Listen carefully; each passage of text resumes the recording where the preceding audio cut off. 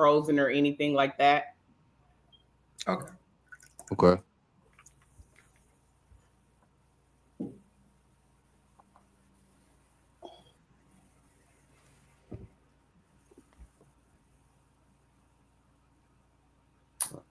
Guess I gotta go to work tomorrow.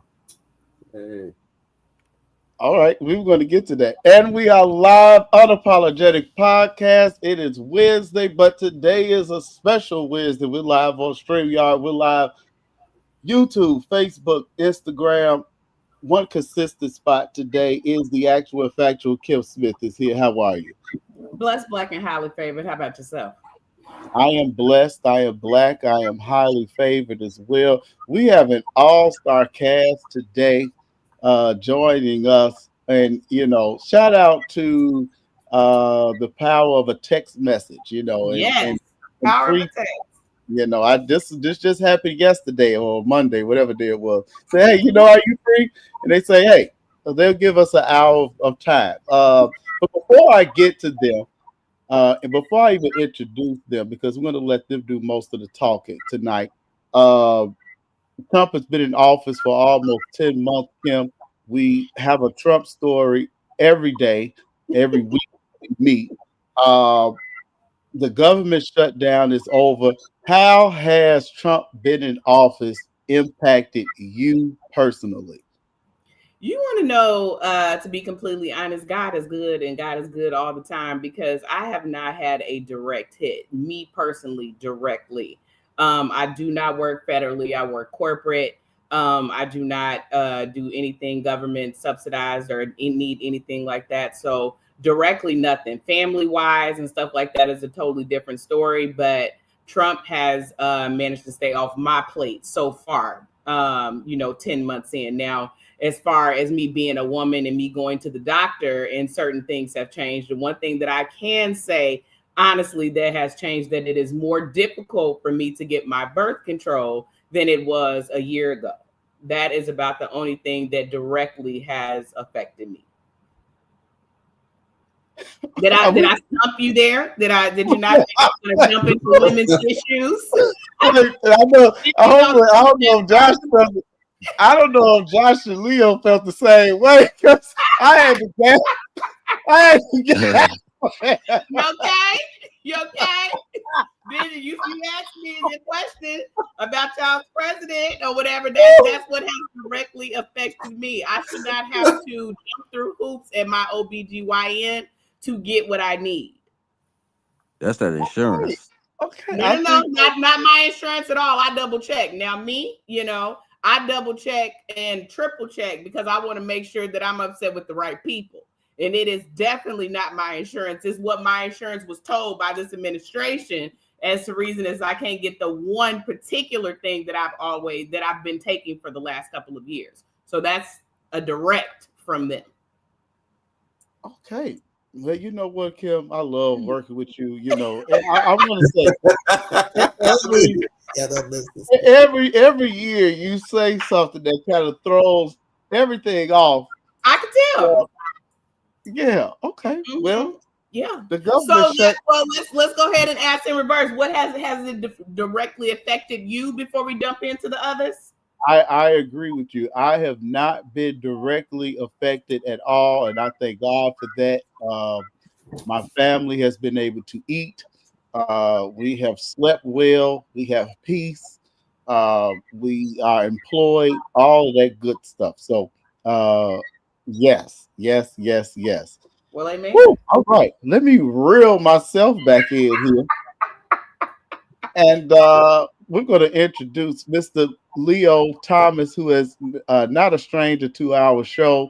He is a fan favorite and one of the most controversial figures on social media. He's here to join us tonight. And we're going to go to the East Coast. We got S-Go on the line, and we got Joshua Jackson. They are joining us from the Eastern Time Zone along Atlantic Ocean. So welcome everybody tonight, and thank you for your time. Josh, let's go to you since you're not muted. How has this government shutdown affected you and your family, if it has at all? The only thing it's really done to affect me is that, of course, I was a furloughed employee, so I wasn't working. I haven't, you know, getting my so-called salary or whatever. But outside of that, you know, nothing much has changed. You know, my lifestyle hasn't changed at all. My kids go to school still. They, you know, not much has changed. You know, outside of that. I just saw that the bill is passed, so I guess I'll report to the office tomorrow. I'll debrief with my team, and we'll get back to doing what we do. So, What did furlough entail? Thank you for sharing that because you didn't have to share it. What does or did furlough mean for federal employees? well, it basically whether you were actively working or not, it basically means that you were not receiving a paycheck. So for 40 days and 40 nights, as Speaker Johnson liked to utilize his Exodus analogy, uh, federal employees um, were not receiving paychecks, whether they were working or not, because there was a law that was passed that certain federal employees are exempt. So if you work in the area of national security, protecting life and property, you have to work regardless of whether there's a lapse in appropriations, and then you will be receiving your compensation once the government reopens. So Maybe. that's basically what that means. Yeah. Maybe. Now, ain't no maybes about it. You Okay. will. We'll get into it. Maybe. But okay. You will. I mean, the law says so. So Yeah. it was a gentleman's handshake, and then it was codified. So Oh, okay. Well, I mean, they said a lot. a lot, All a right. lot, a lot of things are said. I pay attention to what the law and the courts say. so yeah. All right. Day 43 of the government shutdown is over. Is this to January 30th, Josh? Does Yes. this have to be revisited? Yeah, to January 30th. So um you I don't know what to say for that. Is it possibly gonna be a shutdown again? Possibly. You never know. Possibly. Um it's just, I think, that this is one of those times that they utilize to bring attention to political issues that should have been addressed early in the legislative year. But there's a lot going on.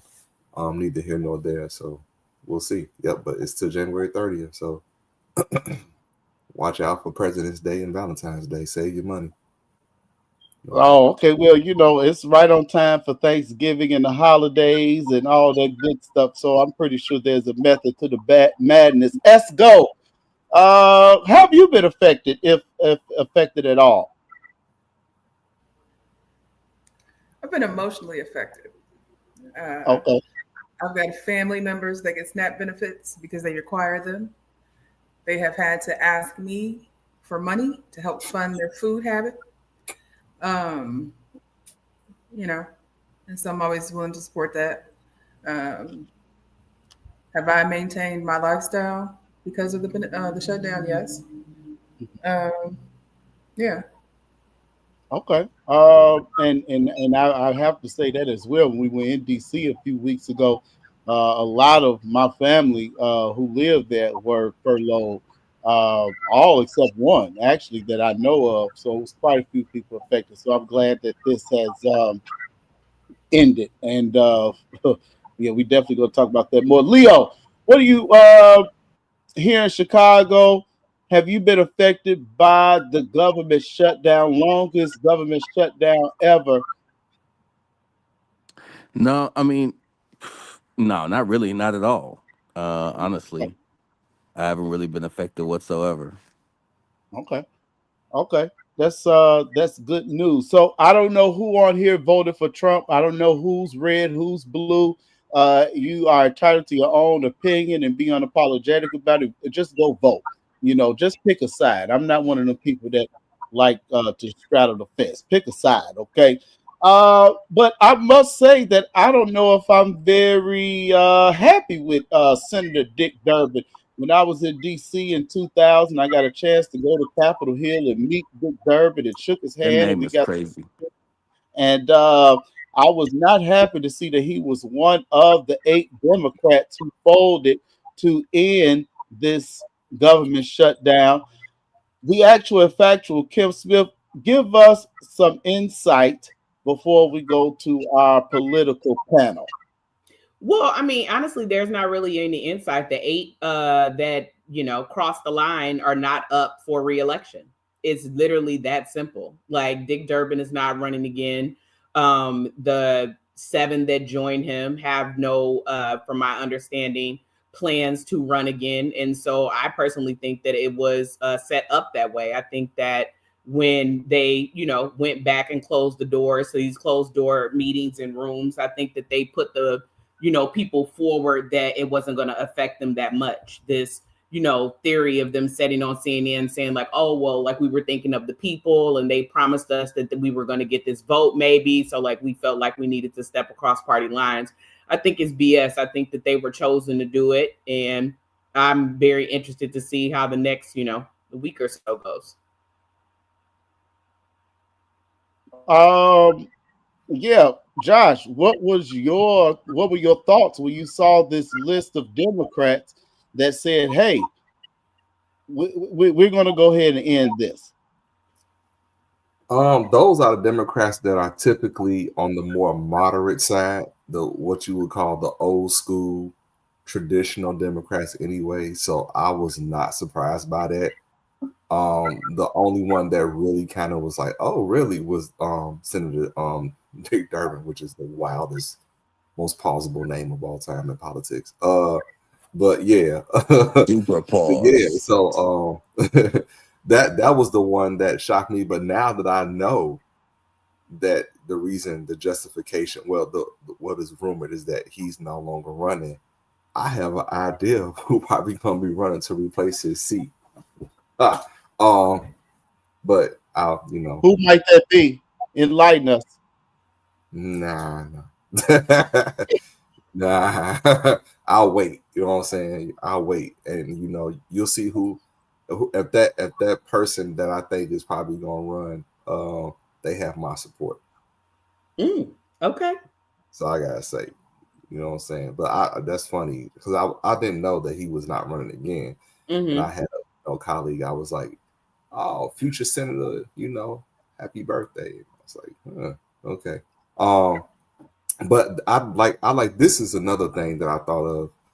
This is why you need term limits because people are willing to buck their party and compromise, so to speak, when they no longer are up for reelection or they don't have to kowtow to the extreme of their base. This is why we need term limits because if there was term limits, you probably would not have so many politicians entrenched in their extreme um, size of their party, and they'd be more willing to come together and get in rooms, whatever whatever deal was done, whatever so-called discussions that were had in those rooms, if there was an outcome. So I think that's why we probably need term limits seriously because if there wasn't, if there was term limits, we probably wouldn't even have gotten to this point because more people would have felt like, hey, I'm not running anymore. I'm gonna do what's best for what I feel for the people. Try to leave office with some virtue of myself and do what's right, no matter what the circumstances may be. So yeah, that's how I'd say that. Okay, let's go. Now that this government shutdown is over, we're going to get some limited snap. We're going to talk about Ketanji, Judge Ketanji, a little later as well. But I'm also glad to know that if I'm in a bind, that I can give you a call. You'll be willing to help.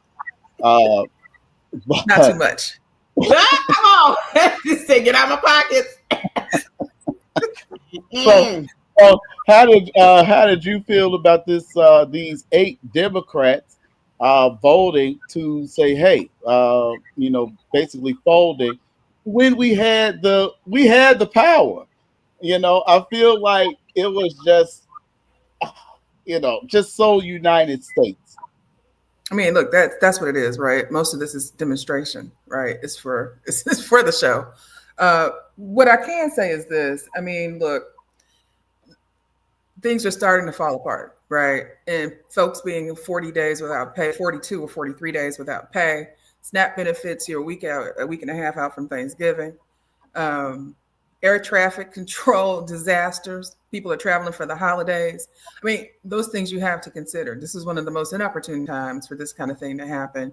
Um, and I don't think that the Republicans were going to bend. So I think this would have gone as they could. But what was going to happen is more people were going to start to suffer.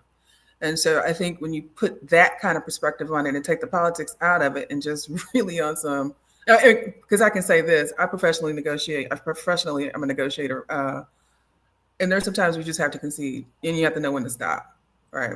Uh, so that's just my perspective. I think how long do you let things go on?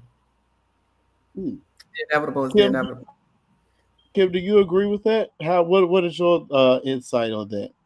I don't get me wrong. I understand the emotional part of it. I understand the emotional suffering of like what was taking place. I grew up poor, so I'm not immune to missing a meal. So I totally get that. Do I agree with what they did? No, because I don't think it had anything to do with people suffering. I think it had a direct correlation with the fact that big business, aka the airlines, were losing millions of dollars, and it's always going to be profit over people, right? So nobody was worried about this vote. They had did this vote how many times? Like 18 or 19 or 20, something outrageous like that, and nobody bended, right? Nobody was concerned that people were literally at the food banks at 3 o'clock in the morning so they could make sure that they got something for their families or whatever that day. I don't think it had anything to do with people suffering. I think that, again, backdoor meetings happened.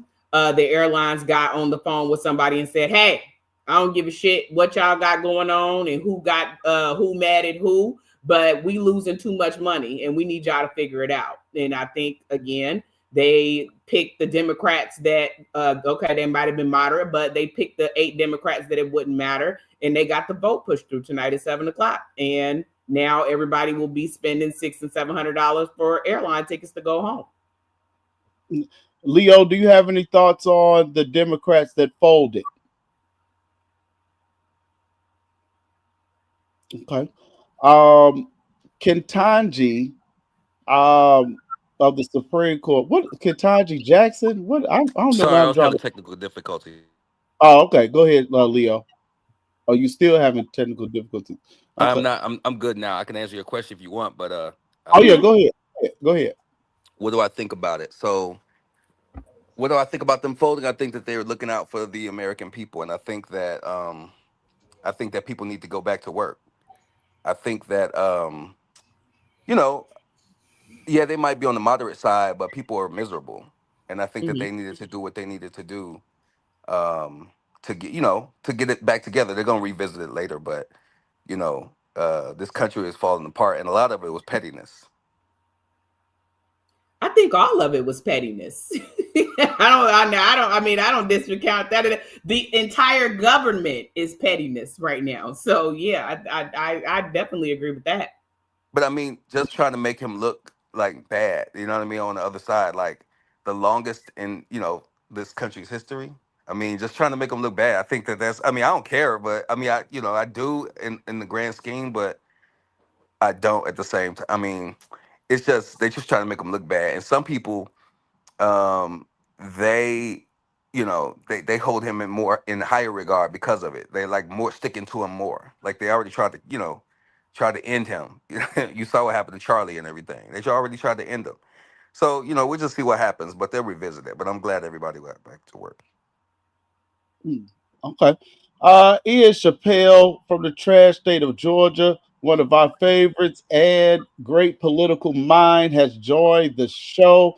And right on target as we are ending our discussion on the first topic of the Democrats folding, and now the government has reopened, and how surprised we were to see certain Democrats, kind of give in. What were your thoughts when you saw it on the news, and are you glad about this outcome?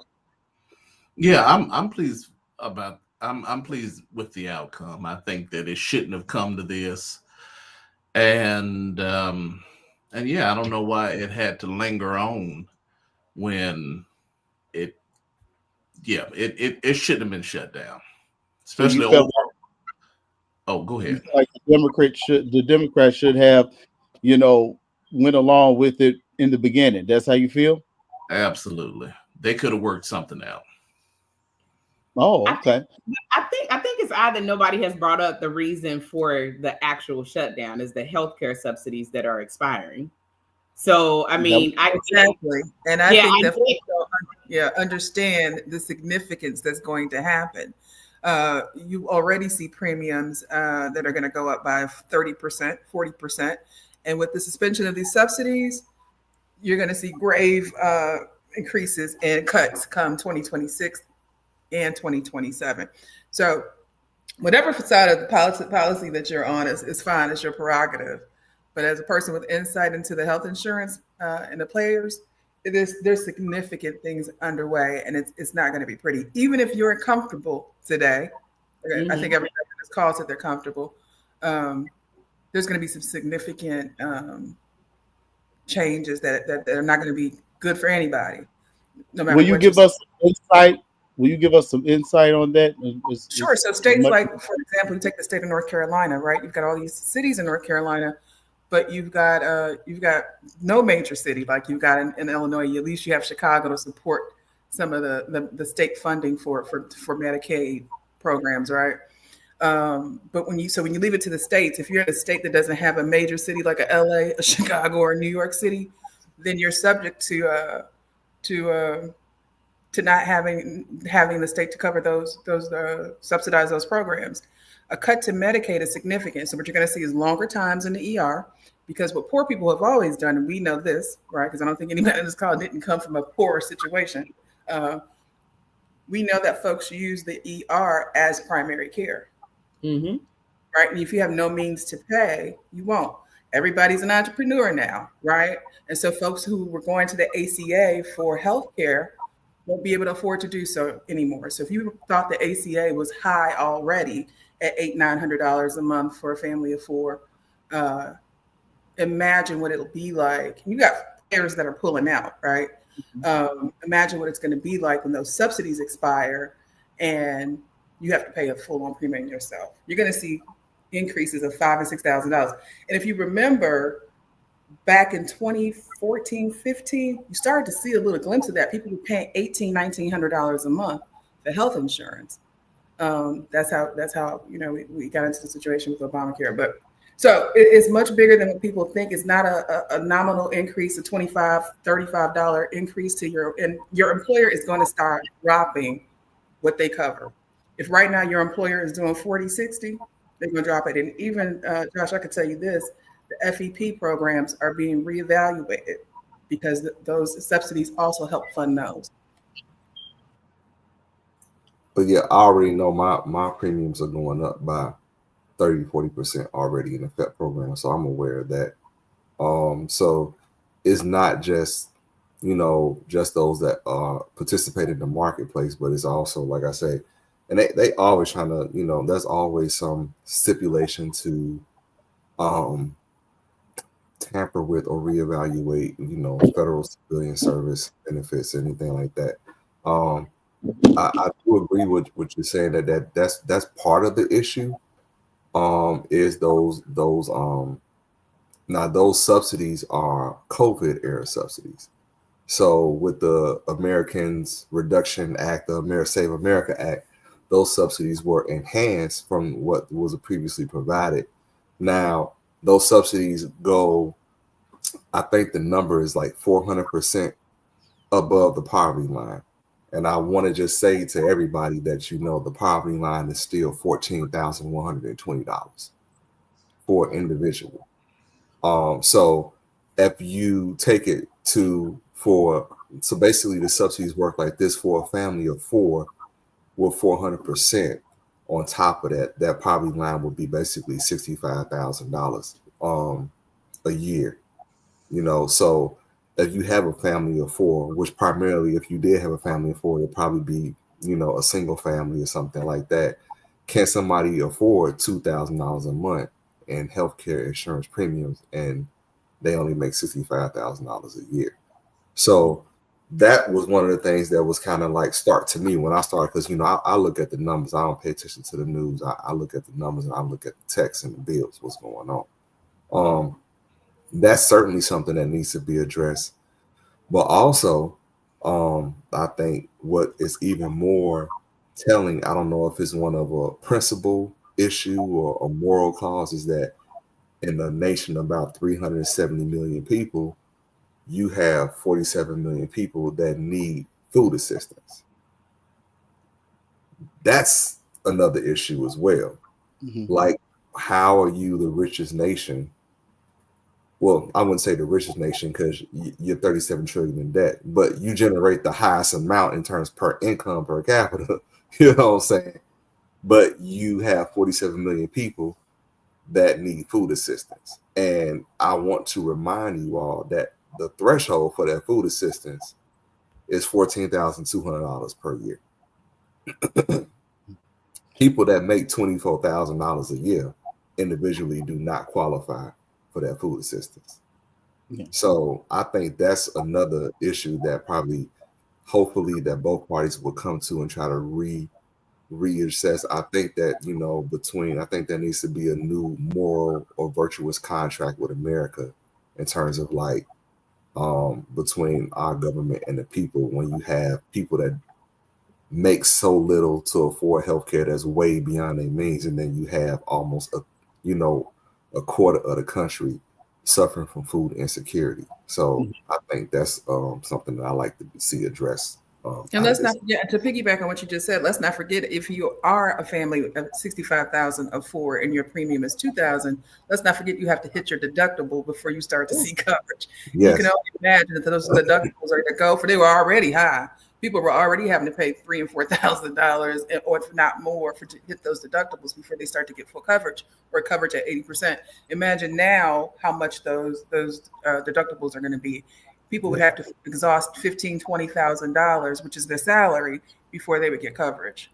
And The keep in other mind, these are not the initial subsidies that were provided. These are enhanced subsidies. subsidies, The other thing about your food insecurity, 400% above the poverty line. So, I mean, something has to be done.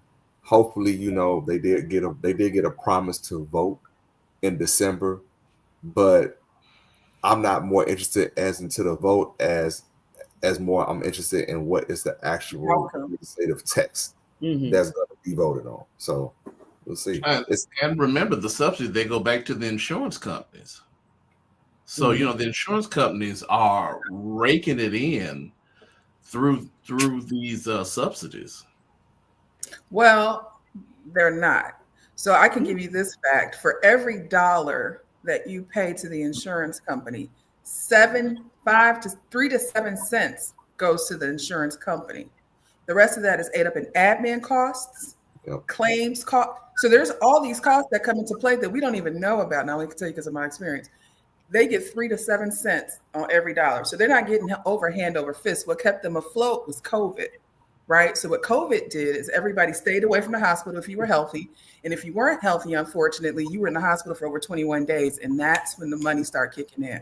So this was putting a Band-Aid on a gaping hole, right? But now it's come to rupture. But who suffers from that? And it's not the policymakers, it's the folks like you and me, and then the people who don't have the means of whatsoever. Yeah. The insurance companies actually posted corporate losses this fiscal year. Hundreds of millions of dollars in losses. Yeah. So But that's why when they said they're going to reevaluate the FEP program, they literally said, "Oh, we're raising rates because we lost money." That was literally one of their justifications. Like, which I'm very skeptical that the insurance company, how they're structured, that they're going to report those kind of laws. And you were talking about the claims, and also, but that's within their structure with the admin cost. All that is built into the equation. Blue Cross, Things have changed, right? So you think about, since post-COVID, everybody is in therapy. right? So you're talking about things that you didn't pay for before. People playing pickleball. Everybody's in the pickleball craze, but everybody that's playing pickleball is over 35 and probably over 55. They're tearing shoulder cuffs. They're rolling their ankles, and these are claims that are having to be paid out. Number two, we still don't have a value-based program yet in the United States. It's still fee for service. The second part is you've got an influx of people on Medicare, right? Every day since 2014, you got, I think it's 50,000 people turn 65.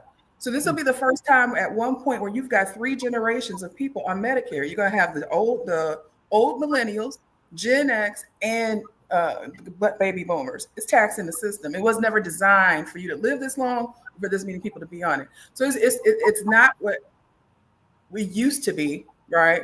If you think about your parents, they going to get bone density tests as soon as they turn 65.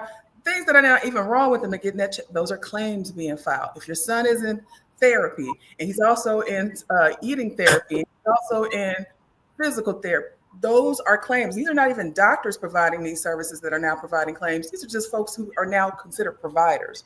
So all of those things add up. And I don't think we really realize how often we're filing the claim because we're not physically filing it. Mm-hmm. Before we move on, I do want to we kind of skipped over Ketanji Jackson. What is her name? Ketanji what? Harris Jackson? Brown Jackson. Brown Jackson. Right. Brown Jackson. Yeah. I don't know why I can't get that today. I knew it was some black. Ketanji Jackson, she voted to limit the snap. Even though you get it, she voted to limit the snap. And Ian Chappelle and I had a conversation offline about her being a DEI hire. So I definitely want to talk to Ian Chappelle about Ketanji making this decision as the others are saying, no, this is not happening. So this is what Unapologetic podcast is. Well, that's not what happened, but I'm going to let y'all have it first. We're going to get the facts here today. What were your thoughts on that, Ian Chappelle? I had no idea. So what did she do? She voted to limit. What did she? Okay, Kim's shaking her head. Okay, what did she do? She was the one that dissented from the majority opinion to limit the release of SNAP benefits. So it was obviously Uno reverse. Go ahead, Kim. Okay. And just to be very, very clear, okay. So this is how you know the news cycle works in like very, very, strategic ways when it comes to messaging to Black people, because they threw her name out in the regard that people would think that she's the one that's holding up SNAP benefits, knowing good and well that that's not true at all. What happened is that a judge, a district judge, Judge McCall, in her district ruled that they had to release SNAP benefits, right? She's the particular judge, the Supreme Court judge in this area. And so the Trump administration filed an immediate basically complaint saying, hey, Judge McCall does not have the power to tell us that we have to release SNAP benefits. What she did was stay the order. Okay. So she stayed the order for 2 days saying, hey, we need to review this and figure out what's going on each side. That was on the 11th. She didn't have enough time to review the order. So she stayed the order in additional days, I think until like the 14th. But how it was sent out to the world is that Ketanji doesn't want you to have your SNAP. And that's just not true. Okay, because I was mad. I was like, I know Ketanji ain't did nothing like this already. Now you can't be doing this. That's not what happened. But I mean, isn't it great that the messaging worked? It did work, but they know how to Fox News and all them. They know how to. The pause allowed the high court to have more time to make a ruling. Exactly. Okay, great. That's great news. So you think she was a DEI hire? I was gonna skip that, but Kim went back. Go ahead. Roll it back. You brought it up. You brought it to the table. Let's talk about it. Educated, beyond educated, but I mean, you know, they is out here just giving black women degrees for no reason. So I mean, maybe she was just one of them ones. So what was the DEI hire that she was? Oh, that's directed at me. No, you and Goodwin had a conversation offline, so I'm just trying to figure out where that came from. What was that narrative that she was? For the record, identify which Goodwin you talking about. You talking about Sir Goodwin? Oh, and we had this conversation. we got two good ones tonight. Yeah.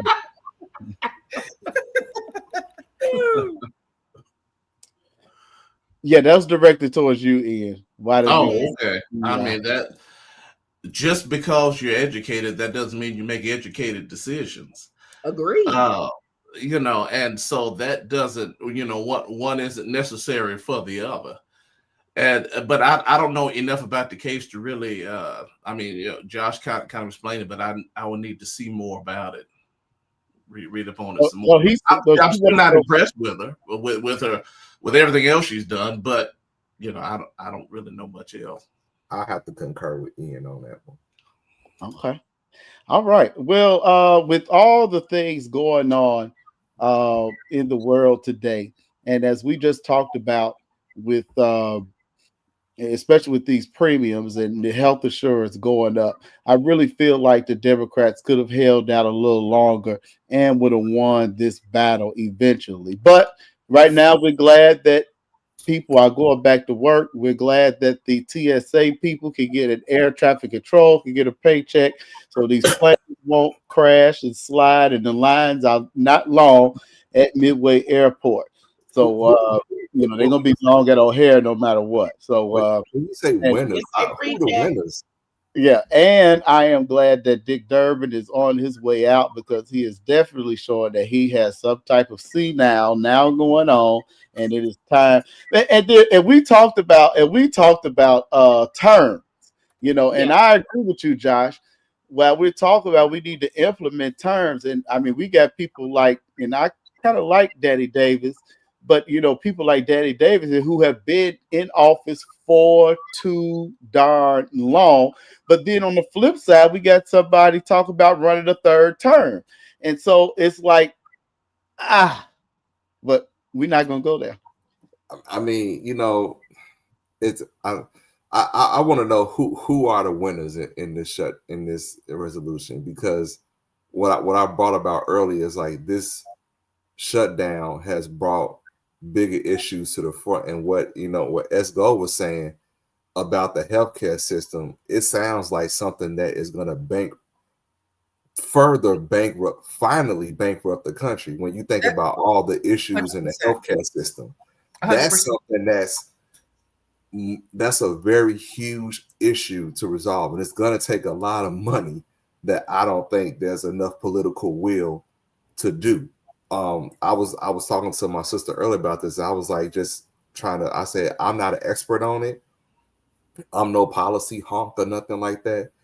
But it seems like the only thing that would work is possibly universal Medicare for all, but we don't have the political will to do that, nor do we have the financial resources to do that. So I just don't know what to do. And then you have 47 million people, like that shot 47 million people that rely on substantial food assistance. Were you shocked by that number?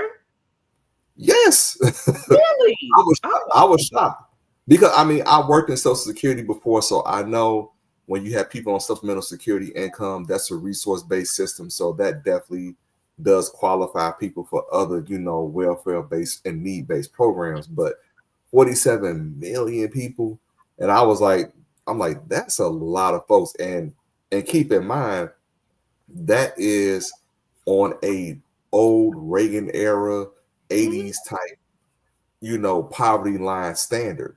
If you had adjusted, if that was adjusted for inflation, what would the poverty line be, and how many more Americans would be on those type of need-based benefits if that poverty line was adjusted? So I see 47 and I'm thinking like, well, maybe it's really 67 million. Mm-hmm. Who knows? So, those are glaring social and opportunity issues that I think I don't know if they can be solved if we have the political will to solve them. I just don't know. It's a scary thing to me. I mean, I Josh, have to ask, was anybody else shocked at the number when they actually revealed that it was close to 42 to 47 million people utilizing SNAP monthly?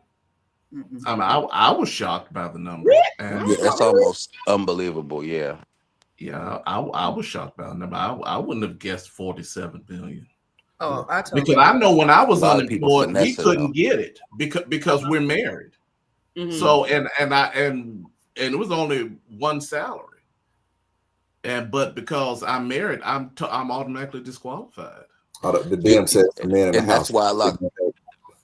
Go ahead, Leo. I'm sorry, Leo. Go ahead. I'm sorry. That's why a lot of us are not married, because if we were married, then we wouldn't. Then we would.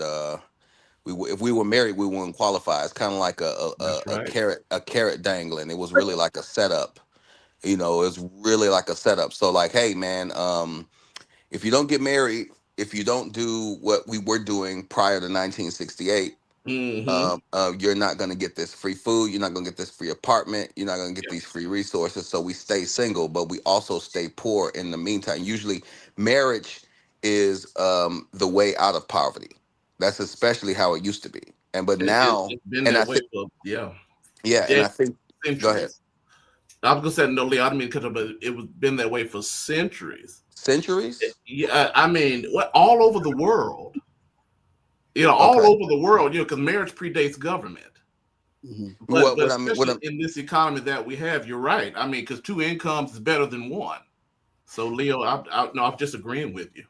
yeah, no, I mean, but and also, I think that long term, yeah, I mean, it's a lot of people that are on it, but it's a lot of people finessing.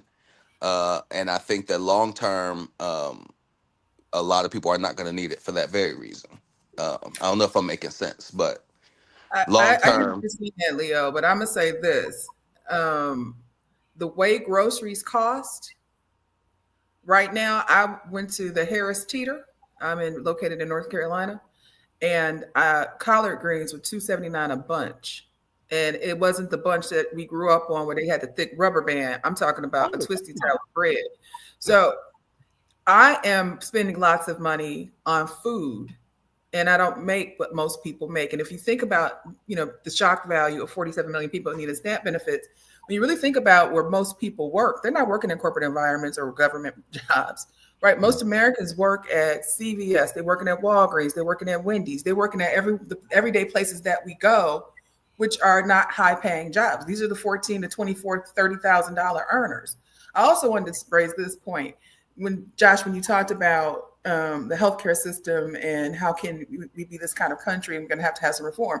I think this is the beginning of the collapse of the American empire. All empires come to an end. We saw it with the Roman Empire. We saw it with any empire that's ever existed had to have an implosion. And this is, I think, what it is. We have too many millionaires. We're spending 20% of the American GDP is on healthcare alone. So when you talk about reforming that, that's big business. That's what we've depended on to stay where we are. So I don't think reform is on the line. I think this is just the beginning of what was going to happen anyway. Um, you know what but I yeah, think is going to happen? I think that two $30,000 a year people are going to get married and they're going to be able to survive. Now, groceries are high, things are high, but I think that people also live, above their means. We have $1,000 cell phones. We have all well, these that's what they different. cost. We have Mercedes, huh?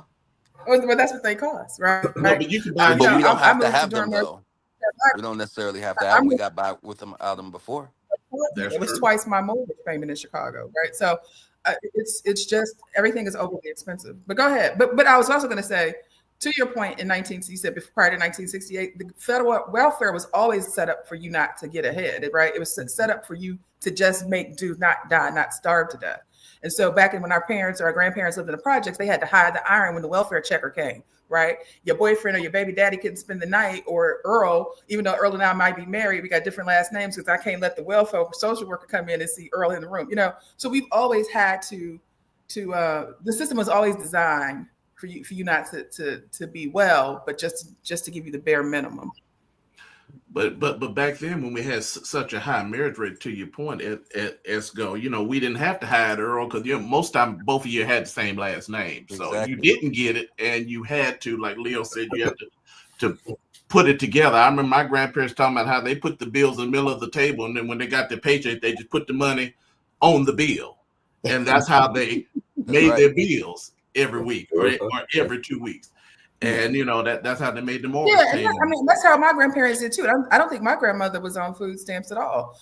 Yeah, I But know mine wasn't. Mine wasn't either. for those who lived in Cabrini Green, right? You couldn't live in Cabrini Green and have this high income, and that was okay, right? You couldn't. And that housing was made for folks who couldn't afford to get ahead. So I guess that's my point, right? So folks did hide the iron. They were hiding the TV. If you ever saw the movie Claudine, when James Earl Jones came into her life with her 6 kids, she had to hide Rupert, right? So, that depicted reality. So I'm just saying that it's no surprise that folks, and maybe many folks didn't get married for that reason, right? I lose my benefits. I knew That's one exactly why they didn't get married. was educated, and she was working a customer service job. Not that there was anything wrong with that, but she was working a customer service job because she didn't want to lose her Action for Children, whatever that is, the program where they would pay for her kids to childcare to be subsidized. Well, and I think that was the lie that they sold, because you'll make more with the husband. Exactly. Grandpa, he was telling when his cousin got married, Edosia Brumfield, 90-something years old. When they moved up from Mississippi, they moved to Altgale Gardens. And I remember Mama telling me in the 60s, Altgale Gardens was beautiful. All them people they came from the South, they were married, and they lived there, and that's why they called Altgale, because they planted gardens. There were flowers, and you could go out there and pick your greens and all that, because that kind of people lived there. But now that was, of course, in the 50s. Now the late 60s, early 70s come along, and to your point, Esco, the woman's not going to marry the man because she'll lose the benefits, but the benefit is the husband.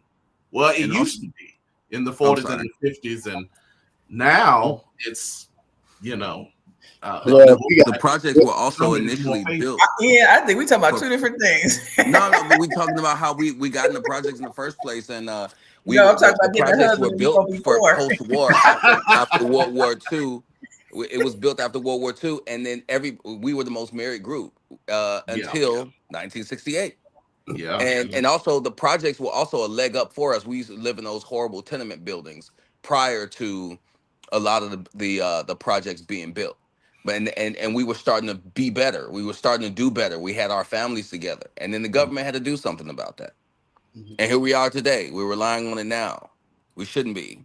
We should be a little bit more proud of a people. I'm not saying that people don't need it, because people certainly do, but I don't think we need it to the point where we think we do. I think what Leo and Ian is touching on is basically the first step of what's going wrong in the country, and that's self-accountability, self-efficiency, and family. That's You all think that's the main things that's going wrong in the country? I mean, Absolutely. the first step to solving what's going on in the country. I think that's what Leo and Ian are talking, like what they talking about. Sounds like you said the same thing. We don't need to know what Leo and Ian. We hear what they said. Is that what you think as well? That those are that's what I'm gathering from the discussion between Leo, Ian, and Esco, is that they saying like, hey, because I'm worried about 47 million people and the healthcare, what can be done about it, but they talking about like, hey, well, maybe we kind of need to take it back to the roots and get more entrenched in family values or something. And for the record, Esco did not say that. Okay, well, not Esco. Okay, don't put that on me. There's clearly an issue of economic insecurity going on in the country, but like they're saying, 2 incomes are better than 1.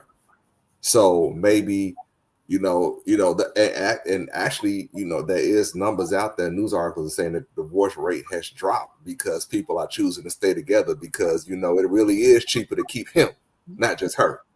So, maybe these hard times might drive people into a more family oriented, community No, based lifestyle. Josh, these times is going to make people stay together to pay that rent and that grocery bill, and then they're going to have more therapy claims. Start spiking up. Uh, Yeah, That's the insurance Leo, premium. go ahead, Leo. Oh no, I wasn't really. I was just thinking. Also a lot of things gonna stop. They're gonna start. They're gonna stop finding the world's biggest loser to have a baby by. I bet you that, because people are not gonna have those benefits that they used to have. A lot of Okay. that long term is gonna stop. If you ever saw that movie Bowling for Columbine, I think that's what it was. It was talking about how what Clinton did was, I think it's like now, what is it?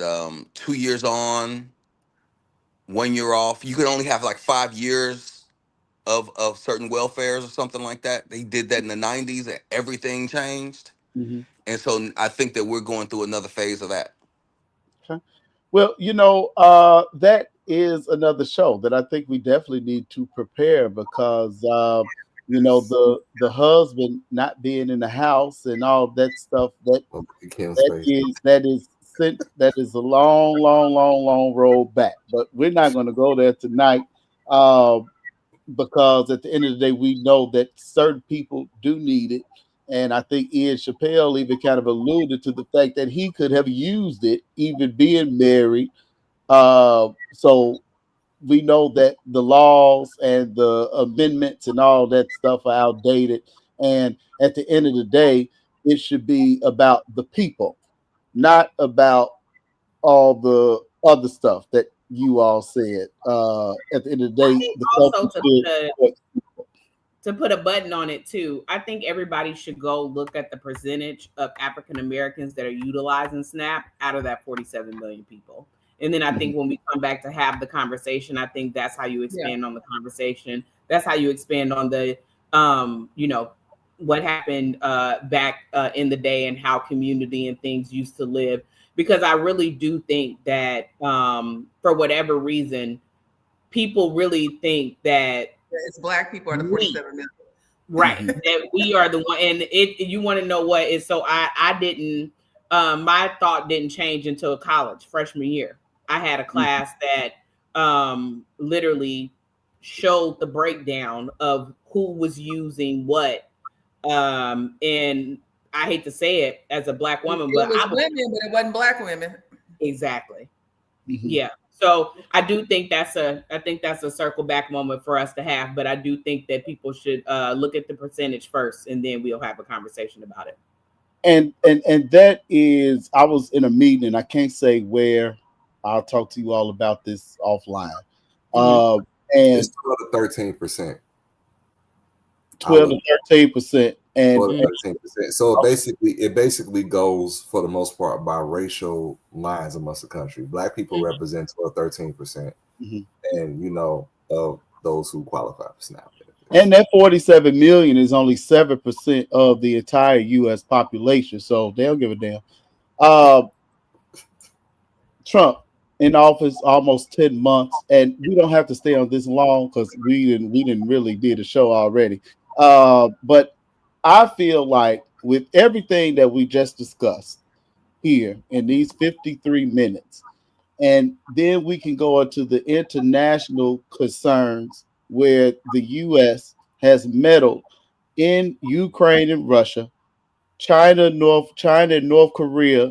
We got some issues there. Now we add Venezuela, Israel and Palestine. That is one thing when Trump keeps saying, "Oh, we're going to own Palestine. We're going to make it The beautiful. We're going to Gaza put Strip. homes and beaches and all this stuff." And you give a lot of money to Argentina, um, when and then you can allow these 7%, whether they're black, white, yellow, whoever they are, because we don't care about that, to struggle and say, hey, okay, well, you know what? You all don't eat, but we could go and meddle in other countries' affairs. Anybody has an opinion on that? Anybody? Somebody? I just want to say from the last time pre-election, Josh and Ian specifically talked about Donald Trump's foreign policy. I'm not trying to call y'all out, but I remember. But you did. But you I'm did. curious to know what you guys think, because I don't need to say what I think, but I'm curious to what you think, because in all sincerity, like I'm not being funny, but really, I mean, you had a thought or an opinion about his foreign affairs policies. And that was one of the reasons why you talked about Harris not having strong foreign policy, uh, uh, um, strong foreign policy plan. And you Mhm. said that you guys more closely aligned with those of the other party, the presidents. So I'm just curious what you think so far in the 10 months, even with the threat to go into Nigeria. Josh, you want to go first? I mean, I will. I mean, I will. I mean, I specifically spoke on his foreign policy because it was at the time it was canvassed as an America first foreign policy and not getting America involved in foreign wars and other people's affairs.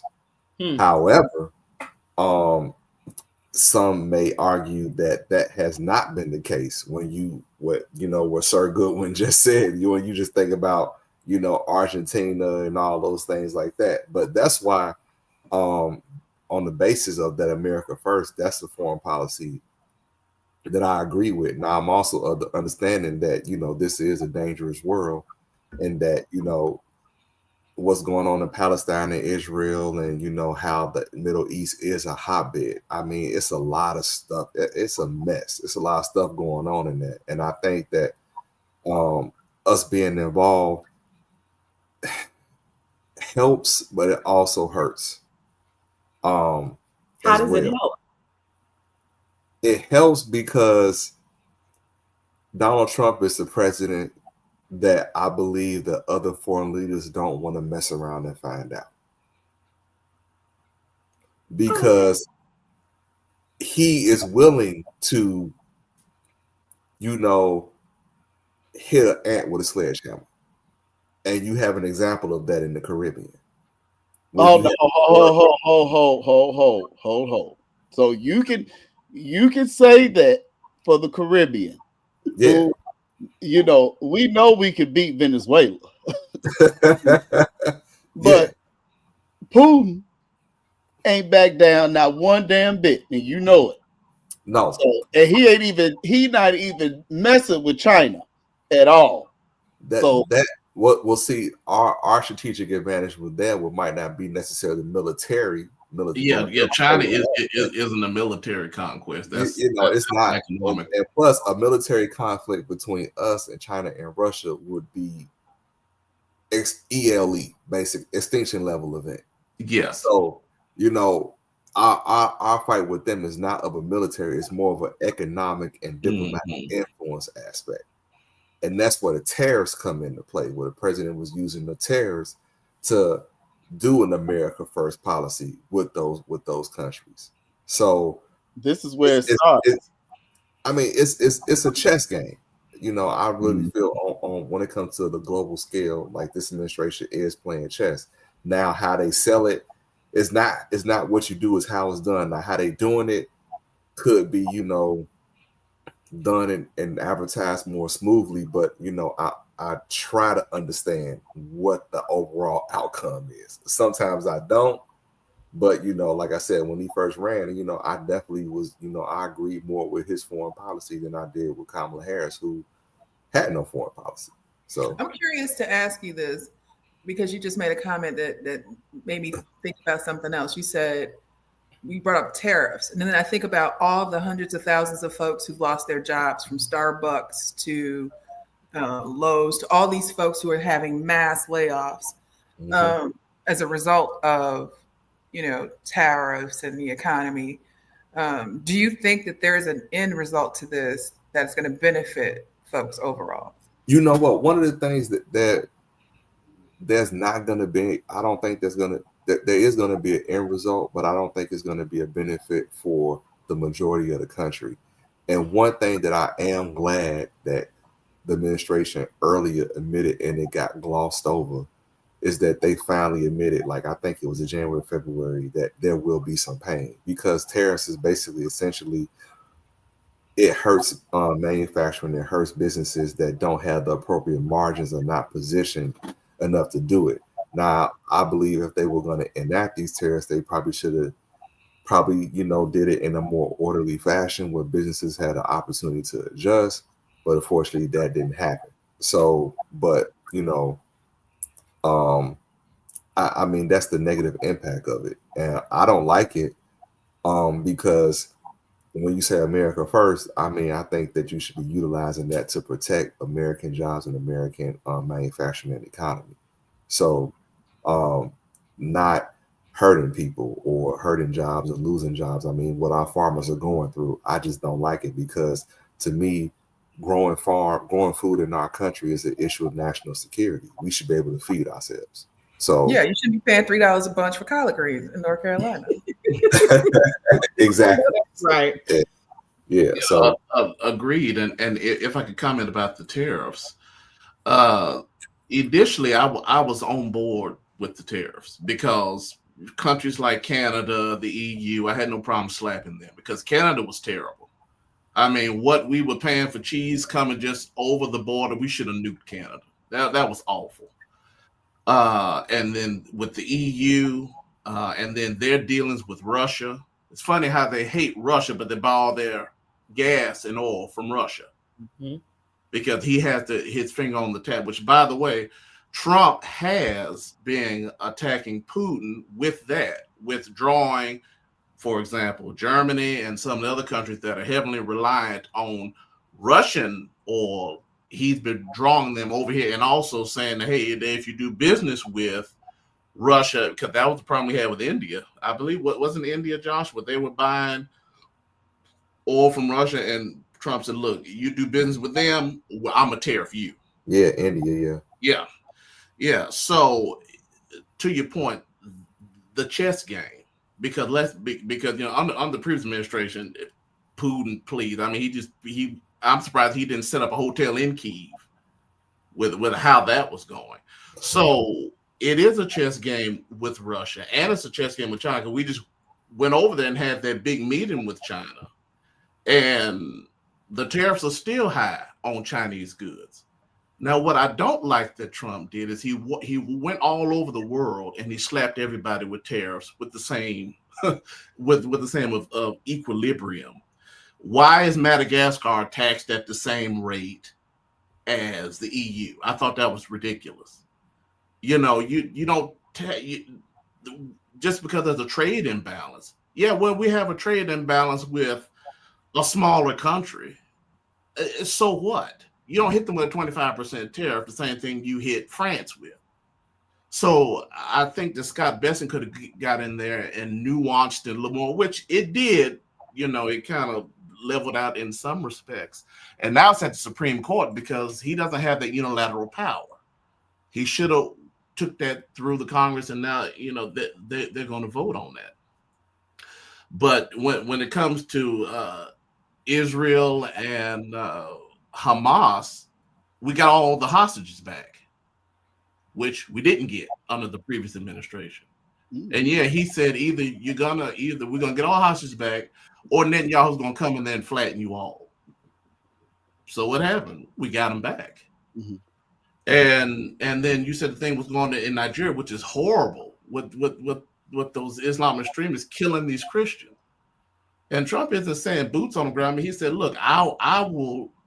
You don't need to kill another one, or I'm going to go in there and do what I did." But we've been doing that. Remember with who Obama had taken out in the Middle East. I mean, Biden did a strategic strikes. I mean, all of that is within our power, and that's America first. Argentina with it's not Maduro. What's the guy's name down there? Josh, you know the guy's name down there, but he just got in there. But he's already turned the Argentine country around. What the economy already is benefiting and on the upswing, and they're a pro-American government. So yeah, he's going to loan the money so we can get in good with them, and with our rare earth deal that we just signed with Australia, because the Japanese are also trying to get off the Chinese dole. So the Japanese have been doing business with Argentina, and so we just signed a deal. I'm not Argentina, with Australia, and then we just signed a deal with Australia for rare earths. We're getting some rare earth out of Ukraine as well.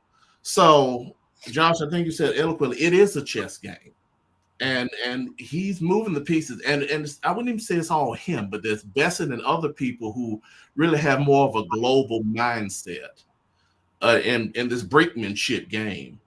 And I think we're seeing some real results. Okay. Uh, I'm glad you said Australia because on our current event show, I've been looking for a way to say that Patti LaBelle is going on a Australia, New Zealand tour in 2026, and so I was able to get it in on the politics. Yeah, you the alley oop. I know that's right. Come on, thank, Patty. thank you, Reverend Dr. Ian Chappelle, for that. So with the Democrats, this past election was very blue. Did we get some Senate seats or some governor seats or some House seats? Some happened where we're very blue now. And the people are talking about because we have these new blue seats that the Epstein files could be released now personal, and I'm gonna put myself on mute. I'm the Epstein files. I stay away from that stuff. I think that it's terrible. Whenever people do bad to other human beings, I think it's terrible. But for some reason, this is a big deal. And that's why we're going to go to the actual and factual Kim Smith to tell us why this is such a big deal for the Epstein files to be released under the Trump administration. I'm not gonna make it what I was originally gonna make it when I first seen it on the call. My thing is simply do as you say.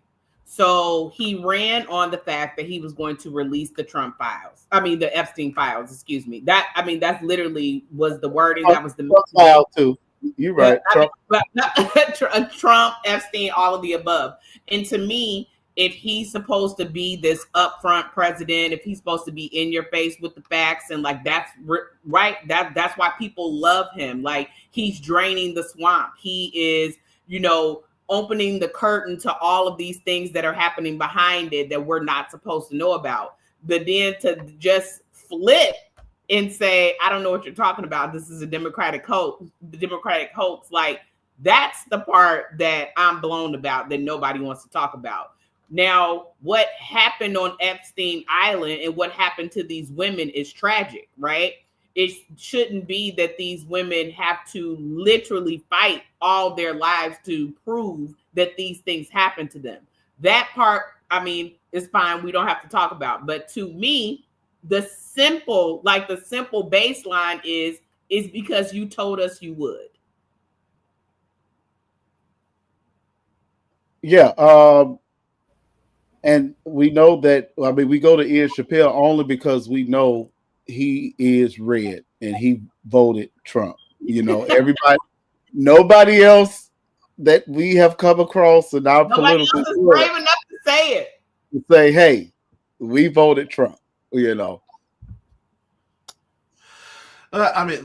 did say it, and I think he should go on and release it. But I do think that there are political ramifications that I think he just doesn't want to be bothered with, because the Epstein files were around under Biden. I think they all know what's in them, but I think none of them wants to deal with the dragon that's in the toy chest. Because I think there are a lot of high ranking. Because we see how many times Clinton has been on the plane. Do we really want to open this up? And now I might have to go after the Clintons. I might have to go after some of my friends. Some of my enemies. But go after everybody. But I think the point, that you're making is factual. So they all knew what was in these files before he ran on it. So why would you run on it if you know for a fact what is in the files? I agree. I don't honestly. I think he should have kept his mouth closed on it. If it's buried, pat the top of the dust with the show. All right, just leave it there. But he said he was going to release it, so Yeah, I can't wait till it comes out. So then everybody could, they're gonna try to run. They're gonna try to pick through it, make it like he's doing something he didn't actually do. I can't wait till it comes out and then it clears him. But also, there's other things they said would come out too. He said that they know what happened to Kennedy. That hasn't come out either. Why hasn't any of that stuff come out? I don't. I don't think he's worried about it at all. MLK is another one, Leo. He said he was going to release He anything. did So, release those Yeah, files, Yeah, though. right. oh, He he, did. he, he, he In the released first 2 MLK. days in office, he released yeah, JFK's file and he released yep, Martin Luther King's file, which is yep. So who why killed JFK? the point she's making. Why didn't you release the Epstein files? You said you're going to be truly transparent, and that was what you were going to do. And within 48 hours, on top of all the executive orders that he signed, he did release those 2 files. Well, the JFK one, wasn't that one heavily redacted?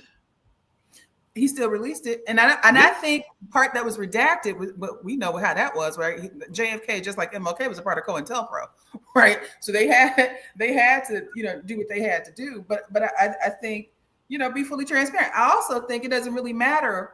I mean, folks are true trumpeters are not going to care what's in those files. What I makes you think say that?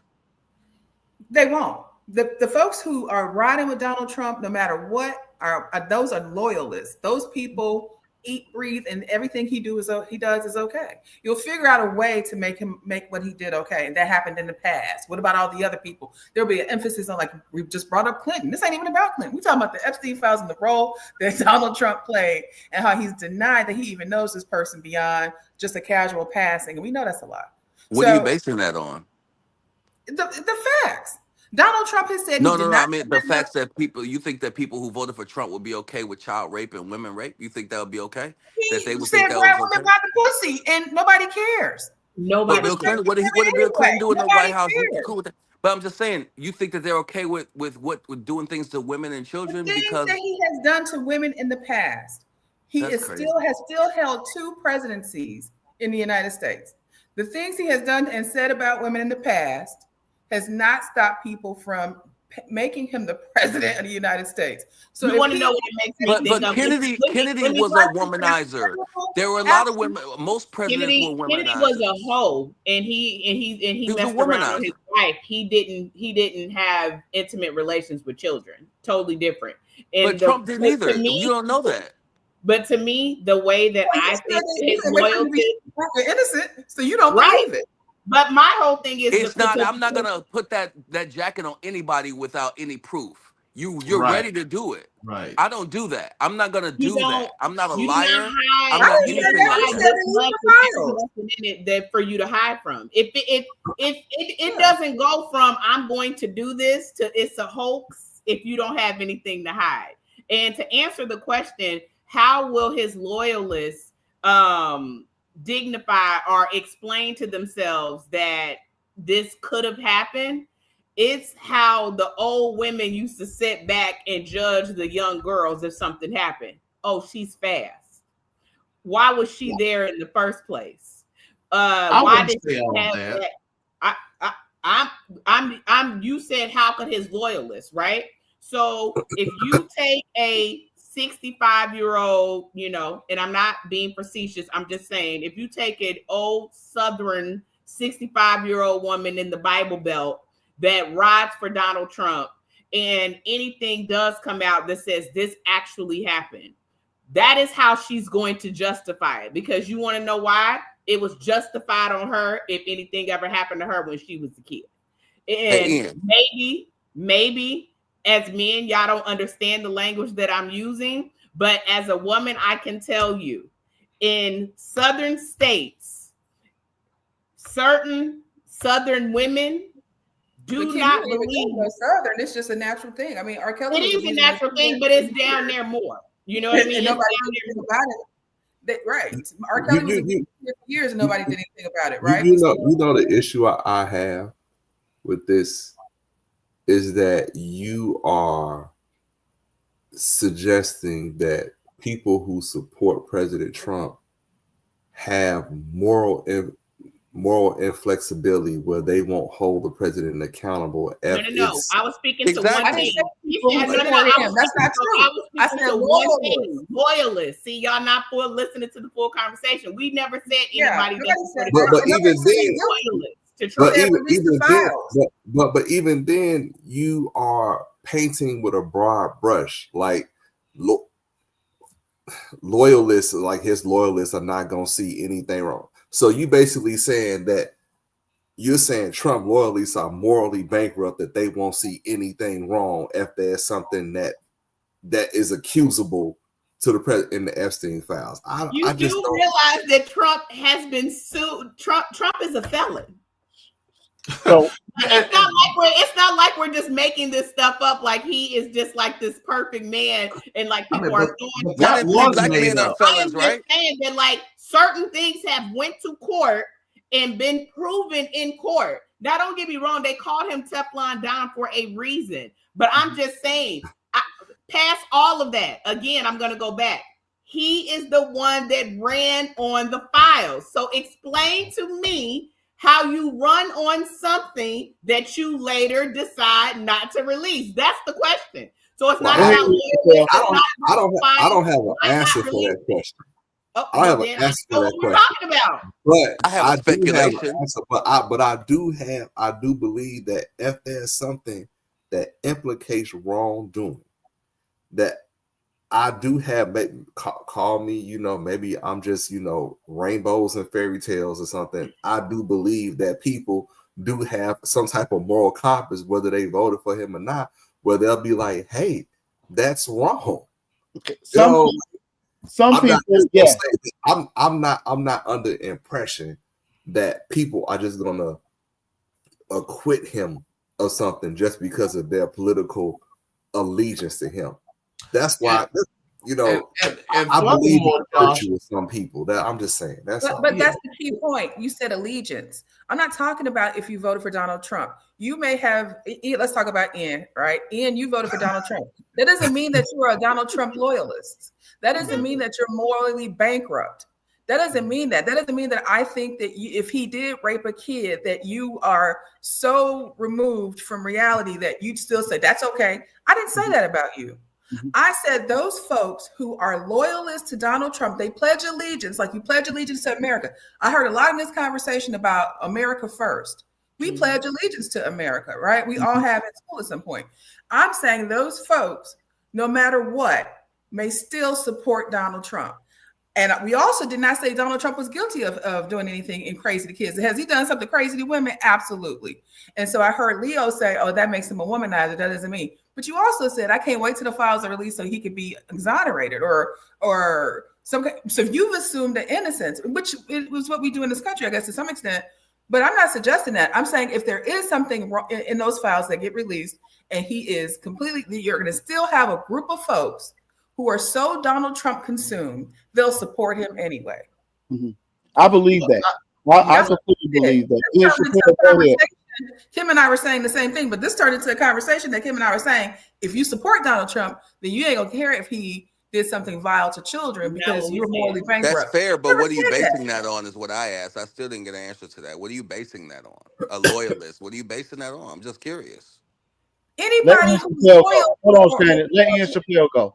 Let Ian go ahead. Well, I think, and Leo, I think you were touching on this, and Josh, you kind of went around it. If Trump was in the Epstein files, I think that would have came out during the campaign. I think Biden would have cracked it because they had it. The Democrats had it, and they had control of the House and the Senate when Epstein was going through all of this. So if Trump was in there, their arch nemesis, the villain of every story, don't you think that they would have unleashed this on him then? No. I mean, why wait for him to assume power? I mean, I think, Josh, I think that's fairy tale thinking because he is that's his kryptonite. Anybody associated with Epstein would, that would have took him down instantly. That's right. And y'all don't think y'all would have waited? Y'all think he would have assumed the throne and now it's gonna come out? So let me say this, and we're gonna move on because we could talk about this all night. I feel like the files are sealed because there are both Democrat and Republican people with there Yeah, who are it's going to be a mess. Okay, yeah, totally. Trump in there. You all mentioned Clinton, and God knows who else. So that's why it's sealed, and it probably will never come out unless a woman wins presidency. And we know that's not going to be happening anytime soon. So, uh, also, I think that people consider politicians, lawyer, liars, lawyer, politicians, they lie. So of course he could say, "Yeah, if I win, I'm going to win. I'm going to release the Epstein files." He don't give a damn. He can't. He can't. But right now, he can't get a third term, so he can say whatever he want and be done. So that's it's interesting to hear you all debate on that, and also it's also interesting to hear you all defend Trump and his character when we don't even need the Epstein files to prove the type of white man he is. So it, it's like, okay, so you try to figure out who to look, but there are Trump loyalists. We saw them on January 6th. Yes. We saw the loyalists. We saw the Charlie Kirk loyalists. So we know that the loyalists are out there, and I do think that yes, there are some that no matter what, that they praise Mr. Trump like a god, and they're not going to care. And I don't put Ian Chappelle in that. I agree with you, Josh, because I know Ian Chappelle's heart. So, and I know his character, but there are people who will still support him. And if they had an opportunity to vote, Kentucky was lined up to go vote red, and they didn't even have no damn election. Not They y'all at the booth polling, to talking about vote. why is the polling place not open, ma'am? You don't live in New York. They ready.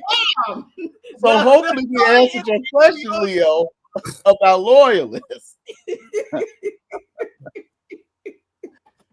Moving on. We're going to end the show on. We have the great Nancy Pelosi retiring, and our president called her an evil woman, and she's done a great disservice to the United States of America. And I don't know how I feel about this. We'll probably talk about this next week, Kim, about her. I think her daughter is running in some type of way here.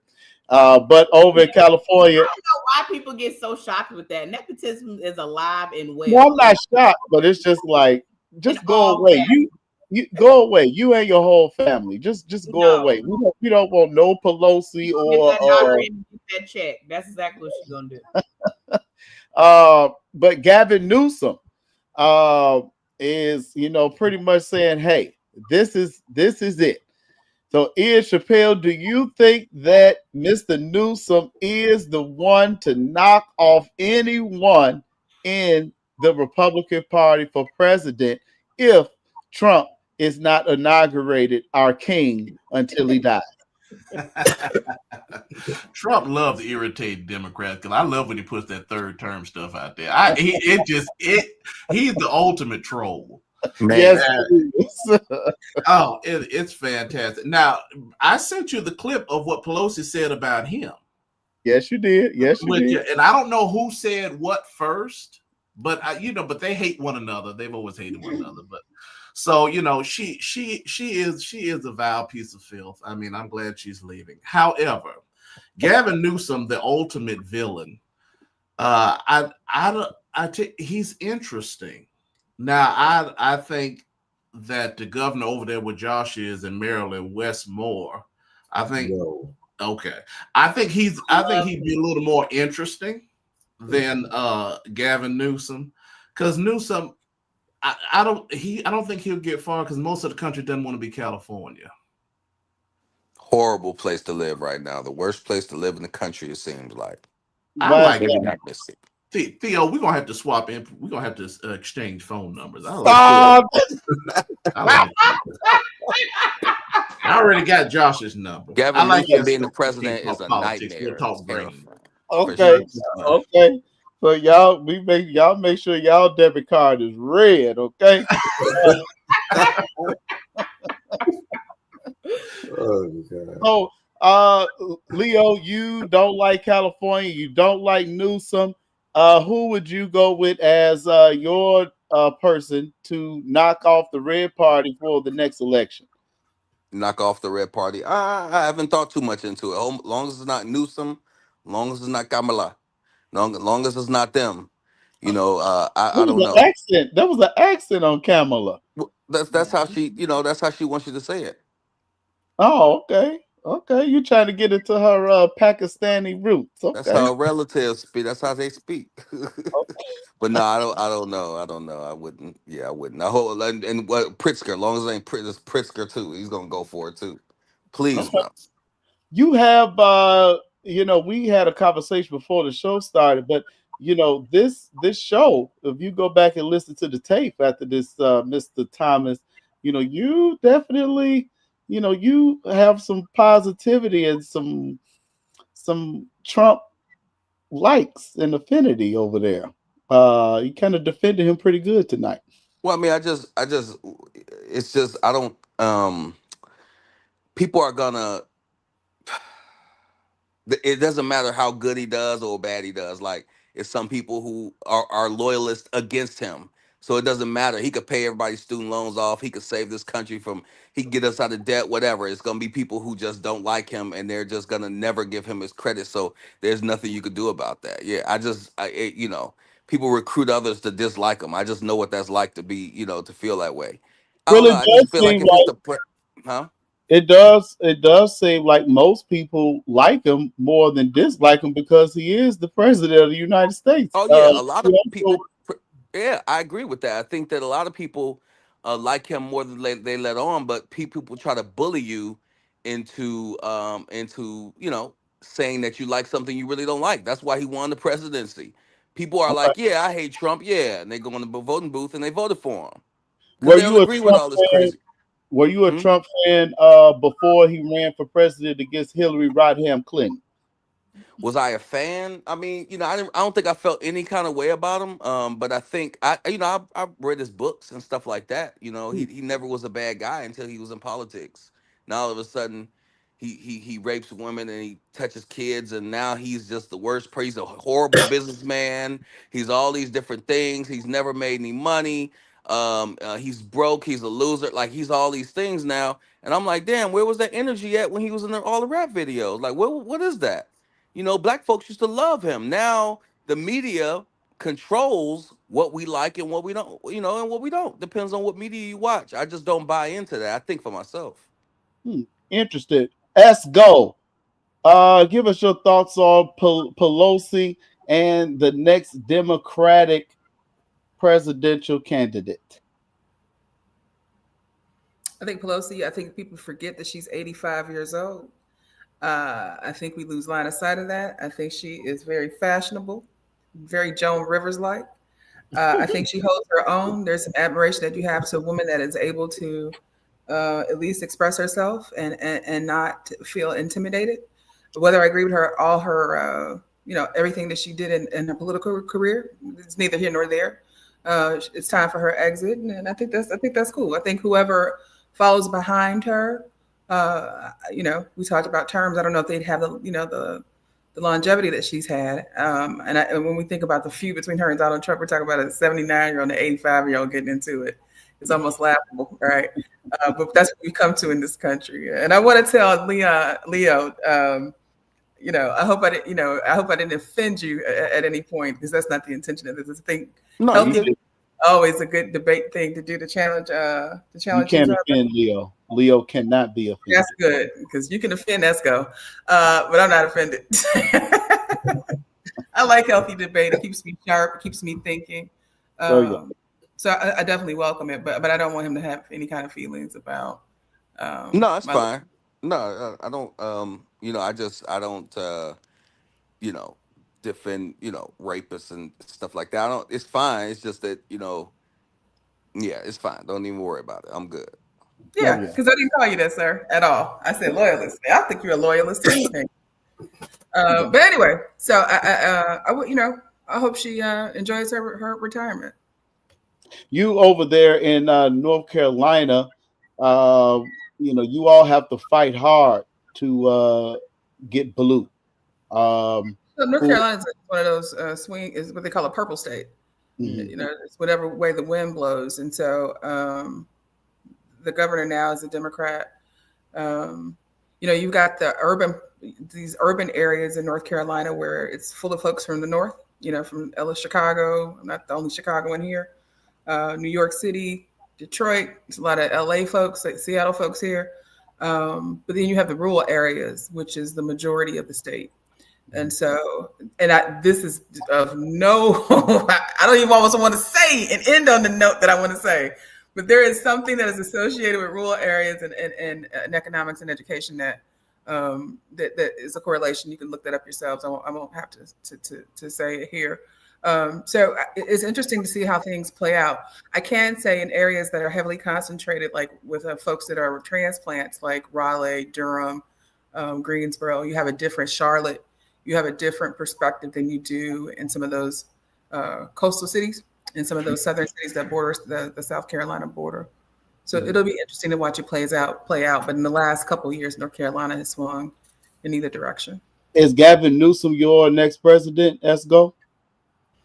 I don't think so. I think whoever is going to be the next president is going to have to have the, and understand what I say when I say this, is going to have have the Obama effect, right?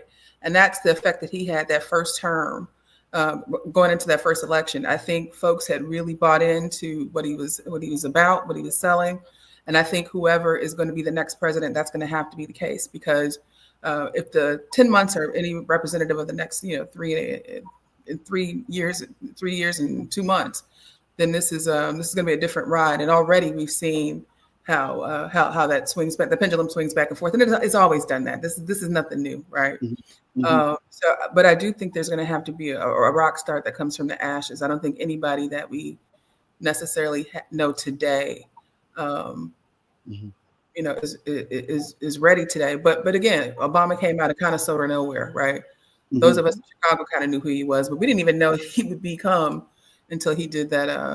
Until he did the presidential, the Democratic National Convention speech, and that's when we kind of got some winces into like, oh, So I think whoever that next president is going to be is probably somebody that we haven't seen yet. Okay. Joshua Jackson, you are the only one on this Unapologetic podcast, live on all podcast platforms and all social media platforms that was directly impacted by the U.S. government shutdown, the longest one ever. And if you put the shutdown from Trump's first term, and I mean, it is a landslide of days that he's been president during the government shutdown. Mr. Jackson, give us your next U.S. president. Is it possible that it could be blue? And how has life just, treated you and changed you in the last 10 months? You know what? I'll answer the last part first. Work is work. And I remember having a conversation with a colleague that, who works in politics and stuff like that. He was like, you know what? You put your faith in man, they'll terrorize your trust. So, it's just my life doesn't, I take care of my family, put my faith in God. So, I'm kind of impervious to, I have a stoic attitude towards, politics and things that go on and how it might directly affect me, my lifestyle. I continue to live my life as is. I say my prayers and say God gonna sustain my family and my lifestyle won't change. This is, I've been through losses of income and shut down, and and I've been sustained and even and never felt the shockwave. So that's how I feel about that. But in terms of who I think the next president is going to be, I have no idea. It's it's real shaky. I don't see any, like what Esco was saying, any standout stars on the Democratic side that, maybe they might come late in the game. I definitely don't give, Governor Newsom a shot to win the country over as a whole. Um, right now it is JD Vance's and Marco Rubio's job to lose. Um, as they're auditioning for right now. That's how I feel about it. But on the Democratic side, the only substantial challenger that possibly it could come from one of the governorships, and that could be Governor Shapiro from Pennsylvania. Mm. And also, and I know people probably might not agree with me because she's a woman, but also Governor Gretchen Whitmer from Michigan. Michigan. Yeah. So, and also the governor I think is that Tennessee or Kentucky?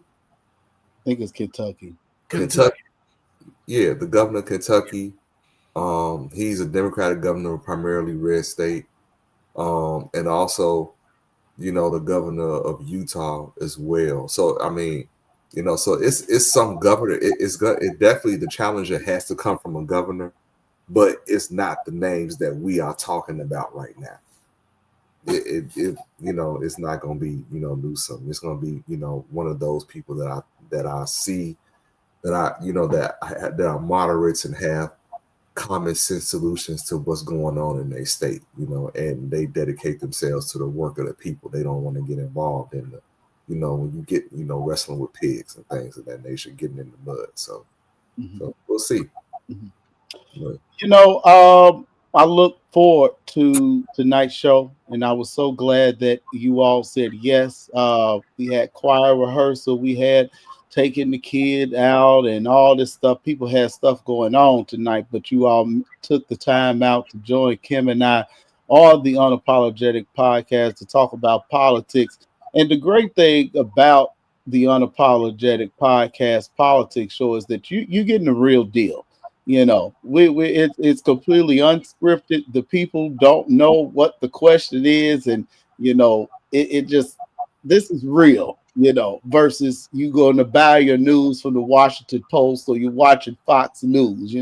This is real stuff for people who are impacted, in some way, form, or fashion, whether it be yourself or your family and things like that. And I want to say that I am grateful for you all, and to just be a part of such an educated group of Black people. I mean, we got Hampton, we got Northern, we got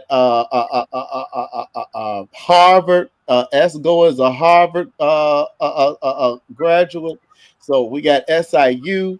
You weren't So, supposed to say that.